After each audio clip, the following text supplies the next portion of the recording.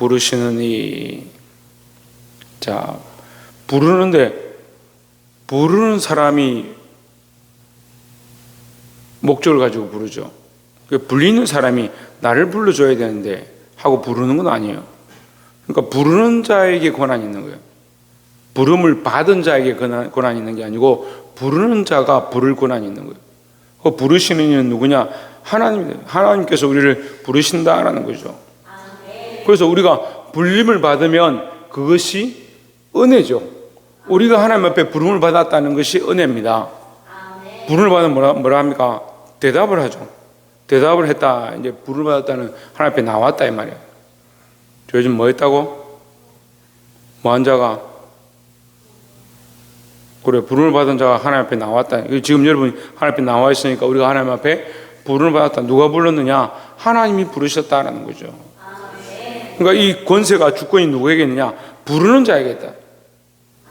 우리가 하나님 앞에 나왔으니까 아이고 목사님 나는 누구 교회 가자 해가지고 손잡고 왔습니다. 그러니까 그 사람이 나를 불렀습니다.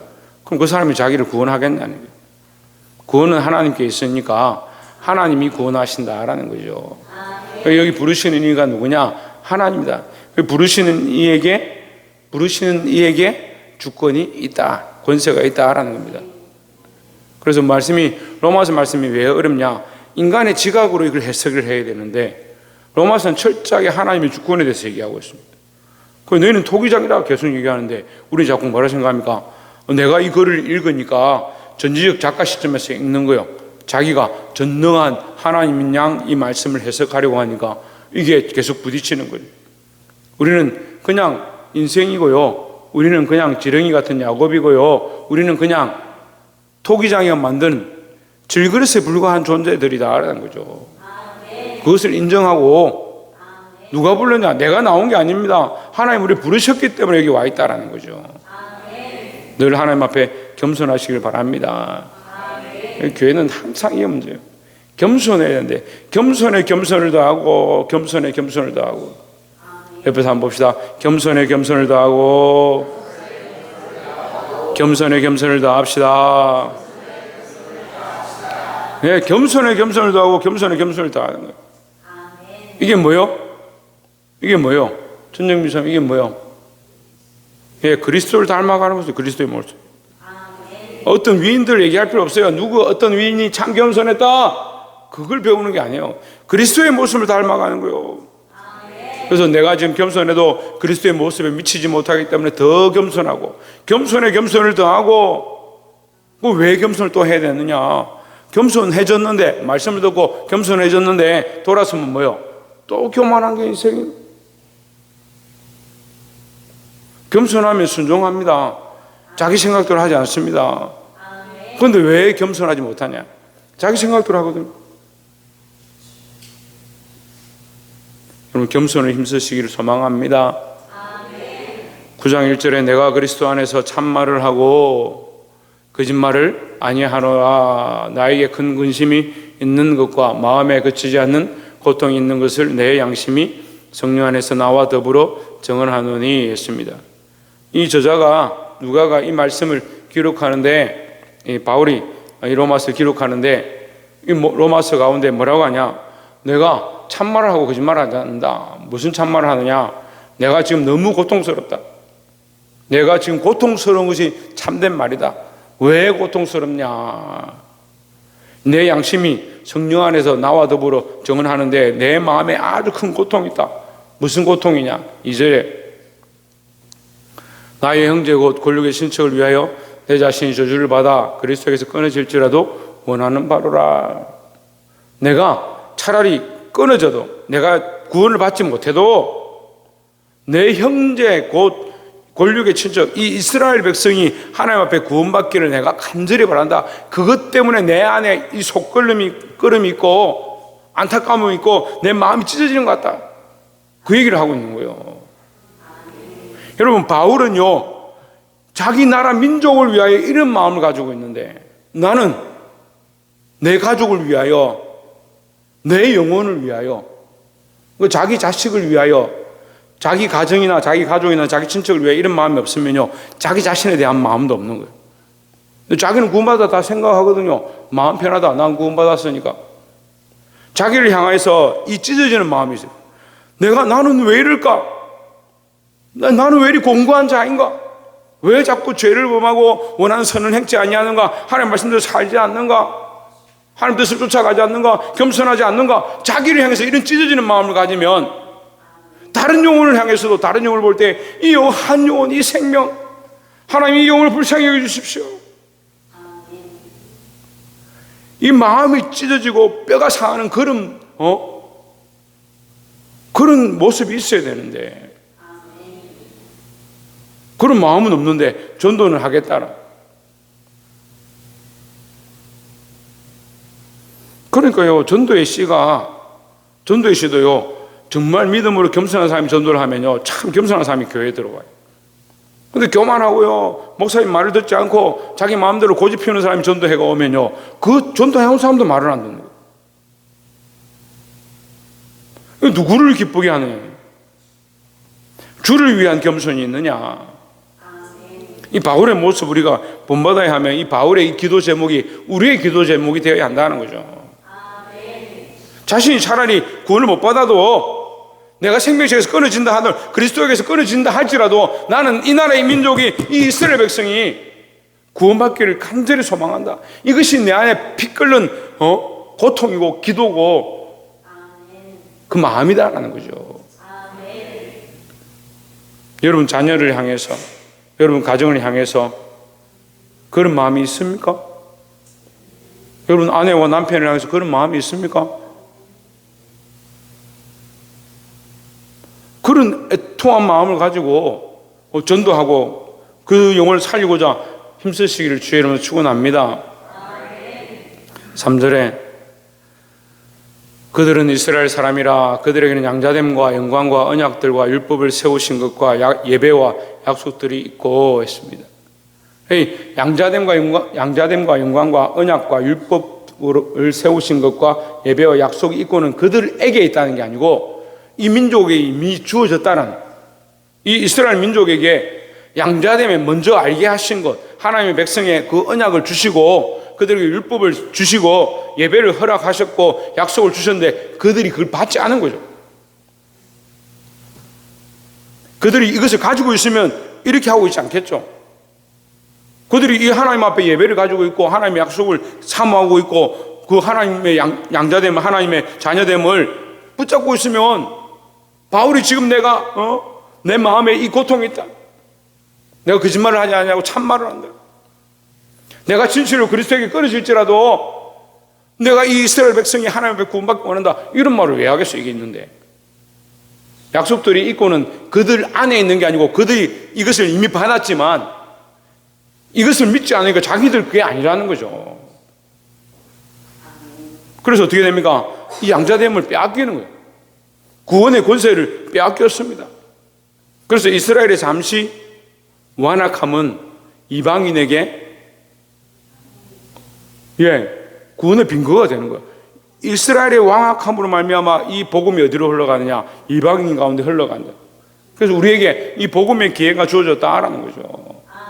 이것이 은혜인 줄 믿습니다. 4절에 조상들도 그들의 것이요 육신으로 하면 그리스도가 그들에게서 나셨으니 그는 만물 위에 계셔서 세세의 찬양을 받으실 하나님이시니라. 아멘 했습니다. 조상들도 그들의 것이요 육신으로 하면 그리스도가 그들에게서 나셨으니 조상들도 그들의 것이다. 이 말은 이스라엘 백성은 조상들을 굉장히 중요하게 생각해요. 그리고 자기들은 뭐라 생각합니까? 아브라함이 후손이다. 그러니까 우리는 아브라함이 자손이다. 다윗의 혈통이다. 뭐 이런 걸 굉장히 중요하게 생각합니다. 그들에게 그런 좋은 조상을 줬고 그런 믿음의 조상을 줬고 믿음의 왕을 줬는데 왜 지금 믿음을 배신했느냐? 육신으로 하면 심지어 그리스도도 그들에게서 나셨는데 메시아를 그들에게 맨 처음 보여주셨는데 뭐 했느냐? 교만해서 자기들이 옳다라고 생각하다가 자기들 옳다 생각하니까 뭐라 합니까? 예수님이 잘못했다는 거예요.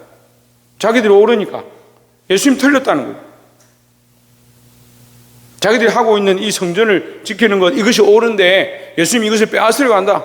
그걸 어떻게 합니까? 예수님 십자가에 못 박아버리는 거예요. 그래서 자기를 죽이지 않으면요, 자기 생각을 죽이고 자기 자아를 죽이고 자기 교만함을 죽이지 않으면 또 예수님을 배반하는 거예요. 우리 인생이 그래요. 그래서 우리가 십자가에 못 박혀 함께 죽어야 돼요. 누가 죽어야 되냐? 내 자아가 죽어야 돼요. 근데 자아가 잘 안 죽어. 평생 예수 믿는데 30년, 40년, 50년 죽을 때까지 예수 믿는데 자기가 살아있는 거예요.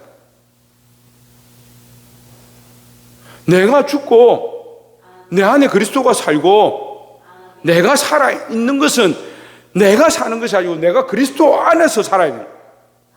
그리스도를 믿는 믿음으로 살아야 돼요. 내 생각과 내 뜻대로 살아왔던 것은 십자가에 못 박아 죽었고 내 정과 욕심은 십자가에 못 박아 죽었고 나는 이제 그리스도와 함께 산다.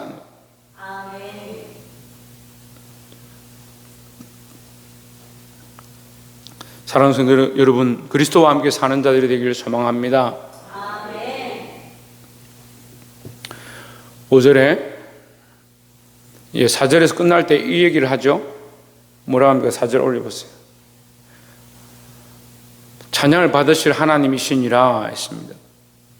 이 얘기를 왜 하냐면 이들에게 이런 언약을 주신 것도 이 은혜를 주신 것도 하나님이시고 그 하나님이 하신 일이 찬양받기에 합당하다. 그들이 교만해서 이방 가운데로 이 구원의 통로가 흘러간 것도 구원의 복음이 흘러간 것도 하나님이시다. 그 찬양받기에 합당하시다. 우리는 하나님을 판단할 필요가 없어요. 하나님 하신 일이 무음하고 틀린 것이 없다는 걸 믿으면 되는데 자꾸 마음이 인간들이 헤아려 보는 거예요. 아까도 얘기했잖아요. 글을 읽으면서 뭐라고 하냐, 전지적 작가 시점에 보는 거예요. 자기가 전능하다 생각하고 이 글 밖에서 자기가 판단을 하니까 하나님 행하신 것들을 자기가 손바닥 위에 놓고 저울로 재어보는 거예요. 그런 교만한 자들이 있어요. 하나님 하신 일은 믿음의 대상이고 그 말씀을 믿고 순종하면 되죠. 겸손하시길 바랍니다. 5절에 그러나 하나님의 말씀이 폐하여진 것 같지 않도다. 이스라엘에게서 난 그들이 다 이스라엘이 아니요. 하나님의 말씀이 폐하여진 것이 아니다 말은 그 이스라엘 백성 가운데 세우신 약속이 폐한 것이 아니다. 그 아브라함과 세운 이 약속이 폐한 것이 아니다. 이삭과 세운 그 언약이 폐하여진 것이 아니다. 그런 뜻이죠. 그 약속이 폐하여진 게 아니고 뭐가 문제냐? 이스라엘이 문제다. 이스라엘에게서 난 자들이 다 언약을 받으면 좋겠는데 그들이 문제다. 그래서 이스라엘이 다 이스라엘이 아니고 이스라엘이란 무슨 뜻이에요? 하나님의 백성이죠. 하나님의 백성. 그러니까 그들이 다 하나님의 백성이 아니고 이름은 다 이스라엘이고 혈통은 다 이스라엘에서 났는데 다 하나님 백성이 아니다. 하나님 백성 가운데 이스라엘 백성 가운데서 났다고 해서 그들이 다 하나님 백성이 아니다 이 말이죠. 6절에 또한 아브라함의 씨가 다 그의 자녀가 아니라 오직 이삭으로부터 난 자라야 내 씨라 불리리라 하셨으니, 자 이거는 팩트를 설명하는 거예요. 무슨 팩트를 설명하느냐? 이 안에 이 6절부터 나오는 이 혈통에 대한 것을 여기에 가져온 예제의 이유는 위에 있는 이스라엘 백성이 이스라엘에서 난 자가 다 이스라엘이 아니다 이 얘기를 하려고 하는 거죠. 여러분 헷갈리면 안 됩니다. 아브라함의 씨가 다 그의 자녀가 아니라 그거 다 그의 자녀죠. 왜 그의 자녀가 아닙니까? 근데 아브라함은 믿음의 조상이니까 왜 그의 자녀가 아니냐? 믿음의 혈통이 아니다 이 말이에요. 아브라함에게서 났다 해서 다 믿음의 혈통이 아니다 이 말이에요. 더 쉽게 얘기하면 교회에 앉아있다가 다 구원받는 게 아니요. 아브라함의 씨가 다 그의 자녀가 아니라 오직 이삭으로부터 난 자라. 왜 이삭으로부터 난 자입니까? 예, 언약의 씨다네. 언약의 씨. 난 자라에 내 씨가 불리리라 씨라 불리리라 하셨으니 왜 언약의 씨냐? 7절에 곧 육신의 자녀가 하나님의 자녀가 아니요 오직 약속의 자녀가 씨로 여기심을 받느니라 했습니다. 그럼 자녀가 앞이 아니고요. 뭐가 앞입니까? 약속이 앞이에요. 우리는 그러니까 자녀의 자격은 없어요. 어떻게 보면 자녀로서 우리는 하나님의 자녀라 할 자격은 없어요. 그런데 어떻게 됩니까? 언약으로 말미암아 하나님의 자녀가 되는 거예요. 혈통으로, 다시 말하면 혈통으로 하나님의 자녀가 될 자격이 없어요. 혈통으로 볼 때는 우리가 아브라함에서 나왔어요. 어디서 나왔어요? 혈통으로 보면 잘 될 자격이 없는데 무엇으로 되느냐? 언약으로 되는 거예요. 무슨 언약이요? 예, 그것을 뭐라 합니까? 무슨 언약이랍니까? 새 언약이요, 새 언약. 지금 사도 바울은 이 이스라엘 백성이 다 이스라엘 백성이 아니다, 다 하나님의 백성이 아니다, 이걸 설명하려고 예문을 가져온 거고, 우리의 관점에서 볼 때는 다 교회에 나와 있다고 구원받은 자가 아니고 다 우리는 하나님의 자녀다 해서 다 하나님의 자녀가 아니다. 무엇에 들어있는 자? 새 언약 안에 있는 자. 새 언약이 뭡니까? 예, 예수 그리스도의 십자가의 보혈, 우리를 위하여 죽으심을 믿는 자, 우리를 위하여 부활하심을 믿는 자. 그에게 뭐가 있느냐? 이 언약의 자녀가 되는 씨가 있다라는 거죠. 그래서 여러분, 요한복음 15장 굉장히 중요해요. 너희가 어디 있어야? 가지가 어디에 있어야? 가지가 어디에 있어야? 포도나무에 있어야. 가지가 포도나무 안에 있어야 열매를 많이 맺나니. 가지가 밖에 떨어져 있으면 어떻게 한다?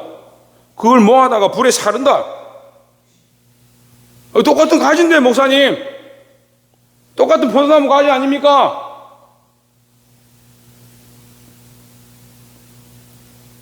여배우 성도님, 여기 우리 포도나무를 몇 그루 심었다 합시다. 가지가 애들이 공 차다가 가지가 떨어졌습니다, 바닥에. 그 바닥에 가만히 놔둬야 되죠. 거기서도 포도가 나중에 나올 거니까. 어디 나옵니까? 우리가 상식적으로 생각해도 안 될 거라는 거 뻔히 알고 있잖아요. 그런데 우리는 너무 뻔한 이 상식을 파괴하면서 우리는 충분히 살 수 있어, 우리는 그리스도 안에 붙어 있지 않아도, 내 마음대로 살아도 잘 살 수 있어. 누가 생각해도 맞는 얘기를 자기 혼자서 합리화시키고, 나는 괜찮아, 내가 집사인데, 권사인데, 장로인데. 그리스도의 언약의 씨로 되지 않은 그 약속의 씨가 아닌 거, 그게 아니라고요. 하나님과 이 약속, 이 새 언약 안에 있으시기를 주의 이름으로 축원합니다. 8절에 약속의 말씀은 이것이니 명년이 때에 내가 이르리니 사라에게 아들이 있으리라 하심이라 했습니다. 이거 설명하는 거예요. 언약이라고 했던 그 아브라함에게 언약이라 했던 씨가 무슨 씨냐, 이걸 설명해 주는 거예요. 아브라함에게서 이스마엘도 나고 다른 것도 나는 거예요. 그걸 다 언약의 씨라고 하지 않는다. 하나님께서는 누구를 통하여? 사라에게서 난 자. 사라에게서 누가 났습니까? 이삭이 났으니까 이삭을 언약의 씨라고 하는 거죠. 그러니까 우리의 관점에서 보면 좀 이해가 안 될 수 있어요. 하지만 하나님의 계획은 그렇다 이 말이에요. 하나님의 계획은 우리가 이해할 수 없지만 하나님의 계획을 따라서 정하셨다. 누구에게서 난 자? 사라에게서 난 자. 그 이삭에게 언약의 씨가 되게 하시겠다 약속했으니까 그 씨로 말미암아 된다는. 그리고 또 이삭에게서 누가 납니까? 이삭에게서 누가 나요? 이삭이 남자인데 무슨 애를 낳습니까? 그런 질문이 아니고, 이삭의 다음이 누구냐고. 아들이 야곱과 에서죠. 야곱과 에서잖아요. 야곱과 에서가 태어나죠. 그 얘기는 다음에 나옵니다. 9절에 그뿐 아니라 또한 이브가가 우리 조상 이삭 한 사람으로 말미암아 임신하였는데, 지금 그 얘기 나오죠. 10절에 그 자식들이 아직 나지도 아니하고 무슨 선이나 악을 행하지 아니한 때에, 그의 자식들이 누굽니까? 야곱과 에서라 했잖아요 방금. 야곱과 에서가 아직 태어나지도 않았는데 뭐 나름대로 선한 일을 하거나 악한 일을 하거나 시기하거나 질투하거나 뭐 하지도 않았는데, 하나님 이미 뭐라고 예언하시냐? 이미 그 복중에 있을 때 택하신 나중 난 자가 먼저 된다. 큰 자가 작은 자를 섬긴다. 말씀하셨다는 거죠. 누구의 뜻이냐? 하나님의 뜻이죠. 그런데 왜 하나님 마음대로 그렇게 정하십니까? 아직 태어나지도 않았고 그렇게 하지도 않았는데. 지난주 했습니다. 뭐라고 했습니까? 뭐라고? 그렇죠. 예정이죠. 예정은 어떻게 하신다고? 미리 아심으로 하신다. 예지하심으로 한다. 하나님 미리 다 아시니까 정하시는 거예요. 우리는 그러면 예지할 수 있느냐? 우리는 예지가 안 돼요. 예지는 되긴 되죠. 하나님 닮아있기 때문에 인간들이 예지는 좀 되긴 됩니다. 아, 이 올 여름에 덥겠구나. 얼마나 더울 건데.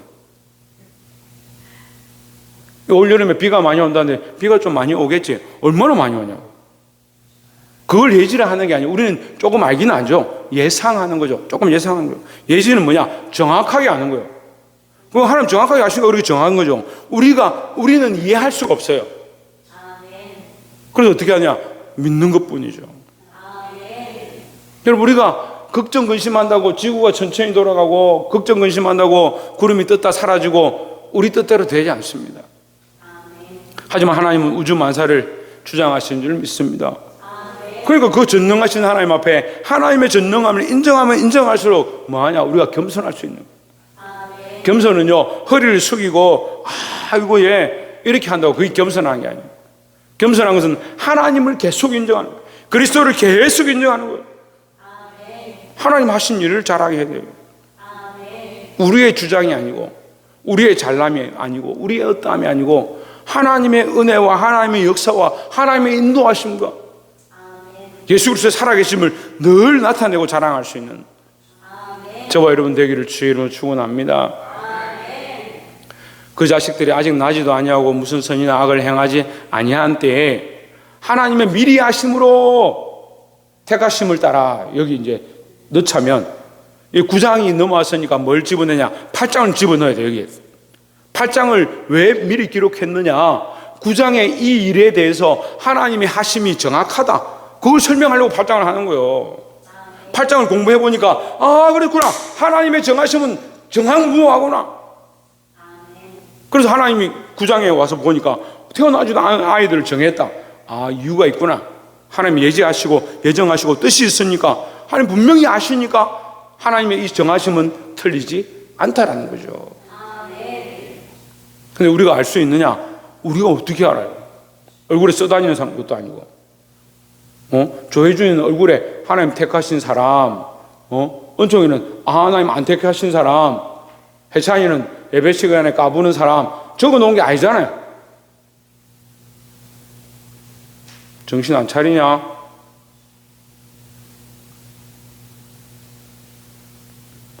우리가 다 알 수 없죠. 근데 하나님은 아신다라는 거죠. 택하심을 따라 미리 아심으로 택하심을 따라 되는 하나님의 뜻이 행위로 말미암지 않고 오직 부르신 이로 말미암아 서게 하려 하사 부르신이다.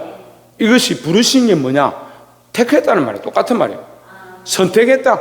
내가 너를 선택하여 불렀나니 내가 너를 지명하여 불렀나니 너는 내 것이다. 하나님이 지명하신 거예요. 그래서 다시 정리하면 내가 믿고 싶어 믿은 것이 아니고 내가 하나님을 미리 알고 하나님 믿어야겠다 하고 온 것이 아니고 내가 미리 알고 왔다 하더라도 그 미리 알물 주신 것, 믿고 싶은 마음을 주신 것도 성령이 하신 것이다. 그래서 우리가 예수님을 믿습니다 라고 신앙 고백할 때 어떻게 뭐라고 합니까? 내가 믿고 예수님을 믿겠습니다 라고 고백할 때 동시적으로 성령이 이미 우리 안에 믿을 마음을 먼저 주셨다는 거죠. 그 성령이 아니면 예수 그리스도를 주라고 고백할 수 없으니까. 그러니까 자랑할 수 없죠. 근데 인생들은 뭐예요? 많이 자랑하죠. 많이 자랑하죠. 심지어 간증도 뭐합니까? 간증하러 와가지고 하나님 다 하셨습니다. 저는 아무것도 아닙니다. 그렇게 말하면서 결국 뭐 한 거 얘기해요? 자기가 한 거 얘기해요. 내가 금식을요 얼마나 열심히 한 줄 압니까? 새벽 기도를 얼마나 한 줄 압니까? 내가 이렇게 했더니 자식들이요 이렇게 변호사 판사가 되었습니다. 어쩌라고? 그럼 안 믿은 사람들은 도대체 어떻게 했는데 그렇게 되냐? 하나님이 하신 일을 보아야 합니다. 시편이 1편부터 150편까지 계속 기록하고 있어요. 뭘 기록하느냐? 하늘은 하나님 되심을 노래한다. 하늘에 하나님 되심이 어디 있어요? 하늘에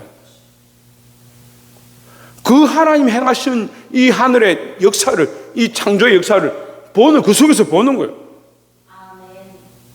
근데 우리는 자꾸 뭐 봅니까? 내가 이렇게 했는데, 인간이 이렇게 했는데.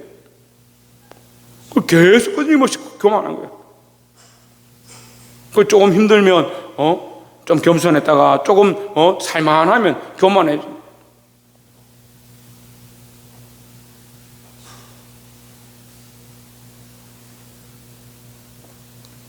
하나님 행하심을 늘 믿음으로 사시길 바랍니다. 11절에 리브가에게 이르시되 큰 자가 어린 자를 섬기리라 하셨나니, 큰 자는 에스고 어린 자는 야곱이죠. 12절에 기록된 바 내가 야곱은 사랑하고 에서는 미워하였다 하심과 같으니라 했습니다. 그런데 결국 에서는 어떻게 해요? 에서는 어떻게 해요? 자기 나름대로 믿음의 일을 선택해가지고 부모를 효도한다고 어떻게 해요? 이방 여인을 데려와가지고 같이 사니까 그 부모의 근심이 더해져가지고, 야곱은 어떻게 합니까?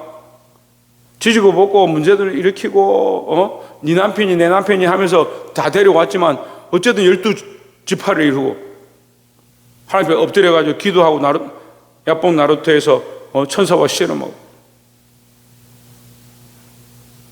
다말이 강간함을 당하고 피에 살육이 있은 뒤에 정신을 차리고 다시 돌아가서 제단을 쌓고 하나님 앞에 예배를 드렸어요. 말씀 맺겠습니다. 행위를 보면요, 어떻게 보면 에서가 더 어려워요. 에서가 더 얌전하죠. 성경에 에서가 사고친 내용은 별로 안 나와요. 야곱은 계속 사고를 쳐요. 근데 행위로 하는 게 아니에요. 말씀 맺겠습니다. 9장 1절부터 우리가 12절 말씀까지 봤는데, 저는 이제 옛날 성경 가지고 있어가 13절까지 기록되어 있는데, 이 말씀은 이스라엘을 위한 바울의 마음을 기록하고 있습니다. 이스라엘을 향한 바울의 마음은 곧 하나님의 마음인 줄 믿습니다. 그 백성들이 돌아오길 원하시는 거예요. 다시 하나님의 자녀로 그 언약 가운데 회복되기를 원하시는 거예요. 우리도 이렇게 되지 않도록 이것을 반면 거울 삼아서 우리가 그리스도 안에 새 언약으로 세워졌고 하나님 자녀 되었음을, 하나님의 백성 되었음을 잊어버리지 말고 믿음으로 싸워 몸부림쳐야 됩니다. 특별히 믿음으로 서 있는 사람들은 뭘 해야 됩니까? 믿음으로 서지 않았으면 믿음으로 서야 하고, 믿음으로 선 사람들은 뭘 해야 됩니까? 예? 아니, 지금 이집권 얘기했잖아요. 잘 아멘 아멘 하더만은 뭐 질문을 하면 대답 못하고. 자, 믿음으로 서지 않은 사람들은 믿음으로 서도록 힘쓰고, 우리의 힘으로 되지 않냐고 하나님 선택하신 대로 되지만 하나님 앞에 믿음으로 나아가려고 우리가 몸부림치고 예수 그리스도를 믿고 하나님 인정하면 앞에 나옵니다. 나왔다고 생각한 사람, 서 있다고 생각한 사람 어떻게 해야 됩니까? 예? 겸손해야 됩니다. 그렇죠. 겸손해야 되죠. 또요, 뭐 해야 됩니까? 예? 이 9장의 핵심이 뭐예요? 언약의 백성에 대해서 얘기하죠. 이스라엘 백성이 다 이스라엘 백성이 아니다고요. 이스라엘 백성이 다 이스라엘 백성이 아닌데 나는 이스라엘 백성들을 위해서 내가 어떻게 한다? 내가 여기서 끊어진다 할지라도, 그리스도에서 끊어진다 할지라도 내가 간절히 바라는 바다. 뭘 바라겠어요? 뭘 바라겠어요? 그 이스라엘 백성이 돌아오는 걸 바라겠죠. 그럼 우리가 섰다 하면, 우리가 믿음으로 하나님 안다 하면 뭘 해야겠냐고요. 하나님 안다 하면 내가 믿음으로 살게 해주십시오. 내가 더 착하게 하게 해주십시오. 내가 더 복 많이 받게 해주십시오. 그거 해야 되냐고요. 물론 그런 거 한다고 죄는 아니에요. 그런 것도 필요하겠죠. 하지만 더 바울과 같이 우리가 하나님 앞에 서서, 예, 언약에서 떠나간 자들, 믿음에서 벗어나 있는 자들, 하나님 알지 못한 자들, 그 영혼들이 하나님 앞에 돌아오기를, 주여 나를 생명책에서 지우실지라도 이들을 살려주시옵소서, 그렇게까지는 못하더라도 하나님 함께 천국 가도록, 돌아오도록 눈물로 기도해야 될 거 아니에요.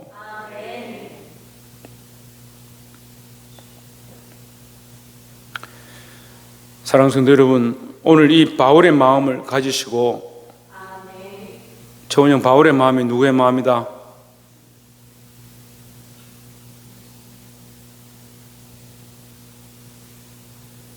최고사님, 바울의 마음이 누구의 마음이다? 네, 하나님 마음입니다. 하나님 마음입니다. 여러분, 이 하나님 마음을 회복해서 많은 영혼들을 살리는데 쓰임받는 부름받은 자들이 되기를 주의 이름으로 축원합니다. 기도하겠습니다.